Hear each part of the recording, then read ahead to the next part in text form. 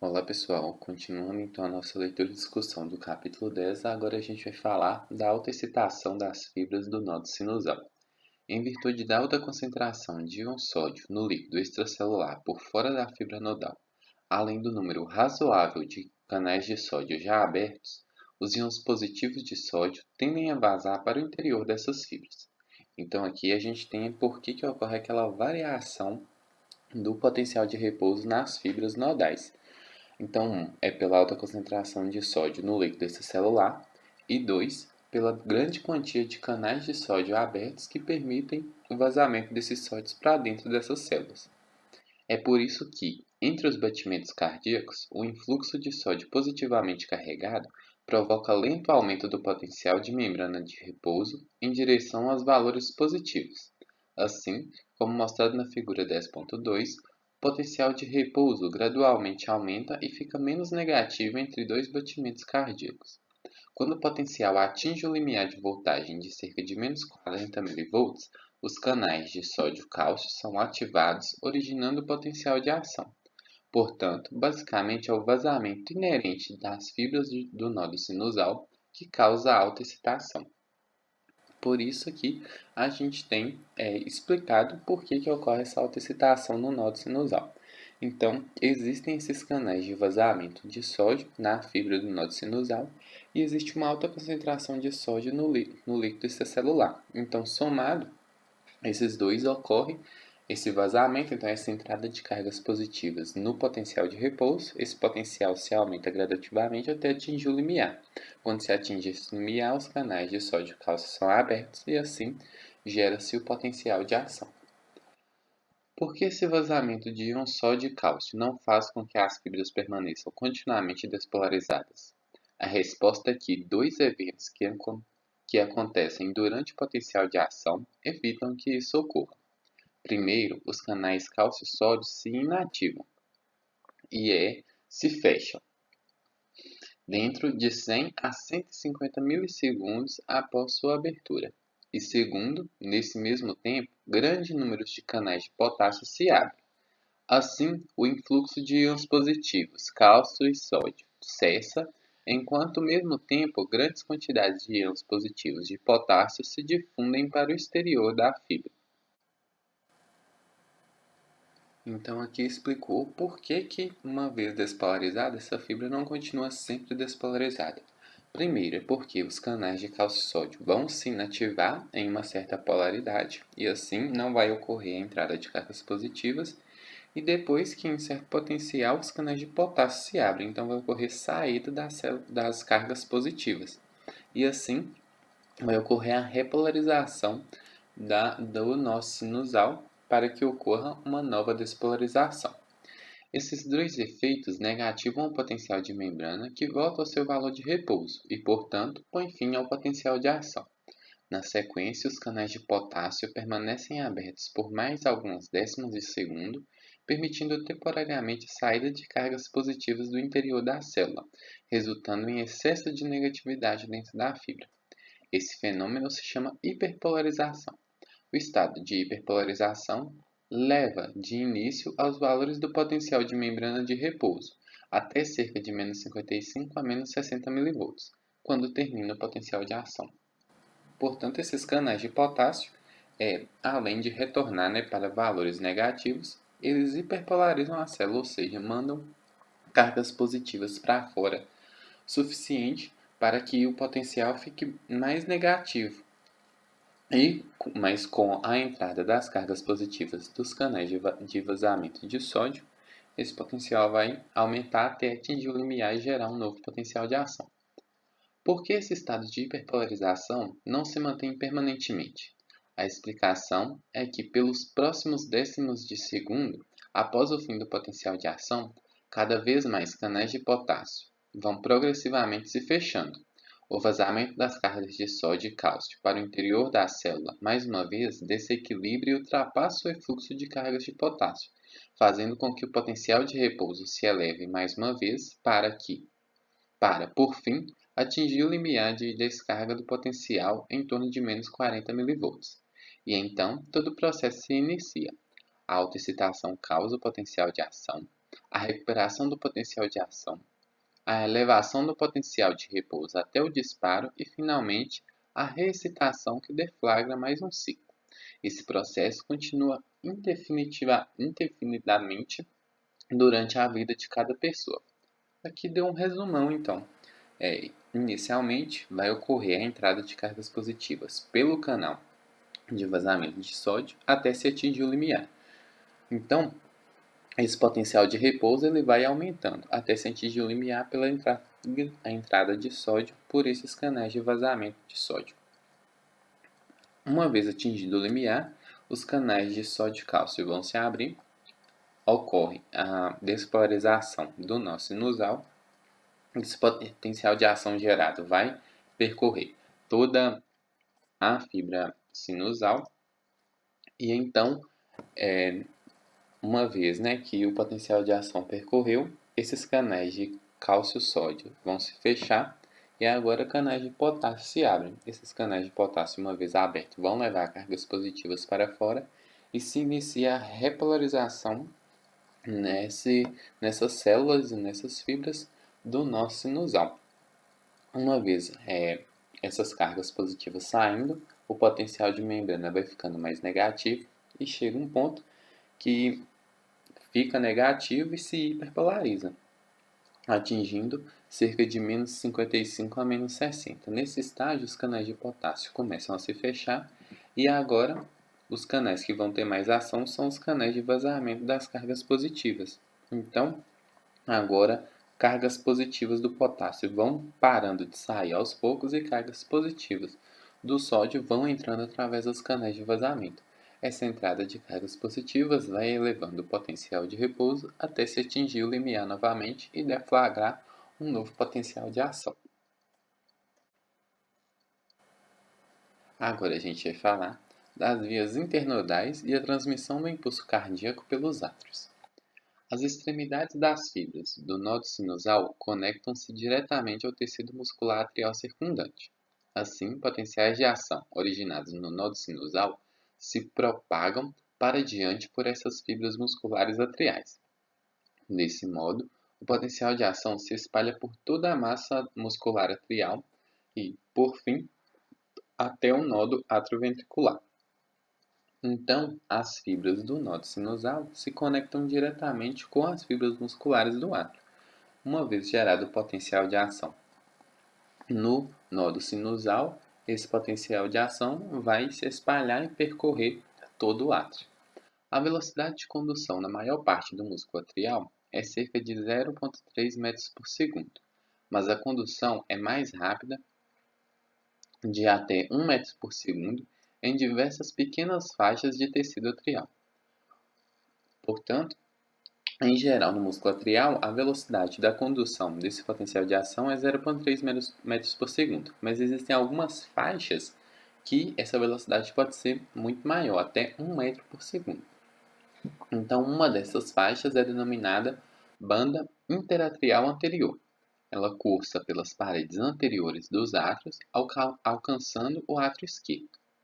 Adicionalmente, 3 outras pequenas faixas teciduais se curvam pelas paredes anterior, lateral e posterior dos átrios, terminando no nó do átrio ventricular. Elas estão representadas nas figuras 10.1 e 10.3 e são denominadas respectivamente vias internodais anterior, médio e posterior. Portanto, essas vias onde a velocidade de condução é maior, então são vias presentes nos átrios. Primeiramente, uma delas é chamada de banda interatrial anterior e as outras 3 são chamadas de vias internodais. E aí vão tomar o nome pela localização na parede do átrio que elas possuem. Portanto, na parede anterior existe a via internodal anterior, a média na localização média e a posterior na localização posterior das paredes atriais. A causa da maior velocidade de condução nessas faixas é a presença de fibras condutoras especializadas. Essas fibras se assemelham às fibras de Purkinje ventriculares de condução ainda mais rápida, que serão discutidas adiante. Então, aqui na figura 10.3, a gente pode observar essas vias internodais, aqui mostrando três, né? Então, essas vias internodais são fibras que vão pegar esse potencial de ação do nó sinusal, esse potencial de ação gerado no nó sinusal, e vão trazer eles, né, para o nódo atrioventricular. Agora a gente vai falar o nódo atrioventricular e o retardo da condução do impulso dos átrios para os ventrículos.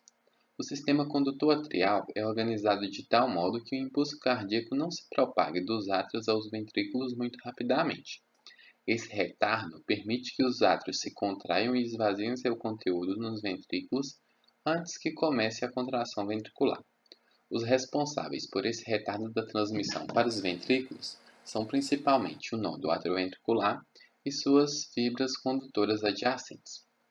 Portanto, o átrio precisa contrair antes que o ventrículo contraia, porque o átrio se contraindo vai mandar o sangue para o ventrículo e logo após o ventrículo vai se contrair para mandar o sangue para a circulação pulmonar e para a circulação sistêmica. Portanto, é necessário que o átrio se contraia antes.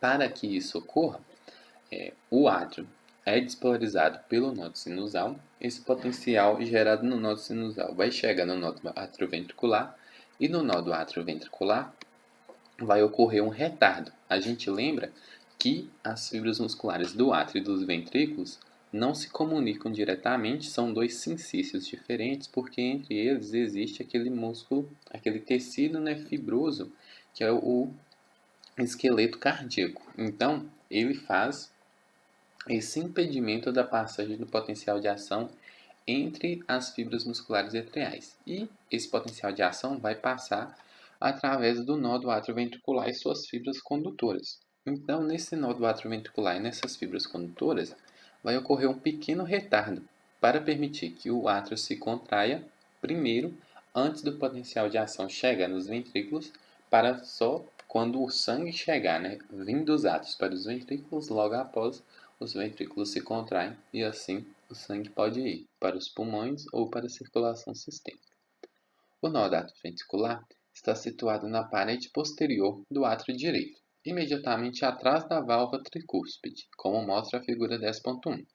A figura 10.3 mostra diagrama das diversas porções desse nódo, além das suas conexões com as fibras das vias internodais atriais aferentes e para sua saída no feixe atrioventricular. A figura também mostra os intervalos de tempo aproximados em frações de segundo entre o início do impulso cardíaco no nódo sinusal e a sua subsequente chegada ao sistema do nódo atrioventricular. Repare que o impulso, após percorrer as vias internodais, atinge o nódo atrioventricular cerca de 0,03 segundo após sua origem sinusal. Então, ocorre retardo de cerca de 0,09 segundo no próprio nódo atrioventricular, antes que o impulso alcance a porção penetrante do feixe atrioventricular, pelo qual atinge os ventrículos. Retardo final de cerca de 0,04 segundo ocorre nesse feixe penetrante, que é composto por múltiplos e delgados fascículos que atravessam o tecido fibroso que separa os átrios dos ventrículos. Assim, o retardo total do nódo atrioventricular e do sistema feixe atrioventricular é de aproximadamente 0,03 segundo. Isso somado ao retardo de 0,03 segundo desde o nódo sinusal até o nódo atrioventricular, resulta em 0,16 segundo de retardo antes que o impulso excitatório chegue finalmente ao tecido contrátil ventricular. Então, aqui na figura 10.3, a gente tem a organização do nódo atrioventricular, onde os números representam o intervalo de tempo desde a origem do impulso no nódo sinusal. Os valores foram extrapolados para corações humanos. Portanto, a gente tem aqui não representado o nódo sinusal. Esse nódo sinusal gera o potencial de ação, e esse potencial de ação vai sair do nódo sinusal e percorrer essas vias internodais. Das vias internodais existem essas fibras transicionais que vão trazer esse potencial de ação do nódo sinusal ao nódo atrioventricular. Esse processo do potencial de ação sair do nódo sinusal, percorrer as vias internodais e chegar no nódo atrioventricular, leva 0,03 segundo. Então, no nó do átrio ventricular, vai ocorrer mais um intervalo de 0,09 segundo. Portanto, aqui já somou-se 0,12 segundos de intervalo, desde a geração do potencial de ação no nó sinusal até posterior chegada nos ventrículos. Então, aqui a gente já tem esse intervalo. O potencial de ação, uma vez que chegou no nó ventricular, agora ele vai ter que atravessar esse tecido fibroso atrioventricular, que forma o esqueleto cardíaco fibroso. Então, o, o potencial de ação vai atravessar esse esqueleto fibroso pela porção penetrante do átrio atrioventricular, e aqui a gente tem a representação do feixe distal do átrio ventricular. Para atravessar esse tecido fibroso atrioventricular, leva mais cerca de 0,04 segundos. Portanto, o tempo do potencial de ação que foi gerado lá no nódo sinusal, sair do nódo sinusal, percorrer as vias internodais, chegar no nódo ventricular, sofrer o retardo, atravessar o tecido cardíaco e chegar nas porções penetrantes até ir para os ramos direito e esquerdo das fibras do ventrículo, vai levar aqui para atravessar esse tecido fibroso atrioventricular, leva mais cerca de 0,04 segundos. Então, para percorrer todo esse processo, vai se levar um tempo de aproximadamente 0,16 segundos, desde o início do potencial de ação gerado lá no nódo sinusal até esse potencial de ação chegar aqui no ventrículo para que ocorra a contração ventricular. Causa da condução lenta. A condução lenta nas fibras transicionais nodais e do feixe penetrante atrioventricular é explicada em grande parte pelo reduzido número de junções comunicantes, gap junctions, entre as sucessivas células das vias de condução, de modo que existe grande resistência para a passagem de íons excitatórios de uma fibra condutora para a próxima.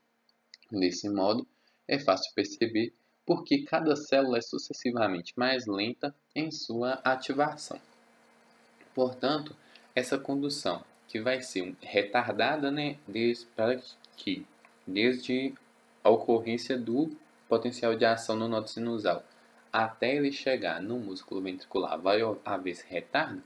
Isso se dá pelo reduzido número de junções comunicantes. Então, essas junções comunicantes são aquelas junções, como a gente discutiu, que permite a comunicação entre as membranas das fibras, assim, íons de uma fibra pode passar para a próxima fibra, e como esse número é reduzido, vai ocorrer um processo mais lento, um processo mais demorado desses íons passando de uma fibra para a próxima. Assim vai haver esse retardo e gerando essa condução lenta em todo esse processo de condução, que é essencial para a vida, já que isso vai permitir que os átrios se contraiam primeiro e os ventrículos se contraiam depois, para assim o sangue ser levado corretamente do átrio para os ventrículos e dos ventrículos para a circulação sistêmica e pulmonar. Então aqui a gente encerra mais um vídeo. Muito obrigado por ter assistido, deixe seu like, se inscreva no canal, siga a gente no Instagram. Qualquer dúvida, sugestão, crítica ou opinião pode ser deixada aqui nos comentários. E até o próximo vídeo.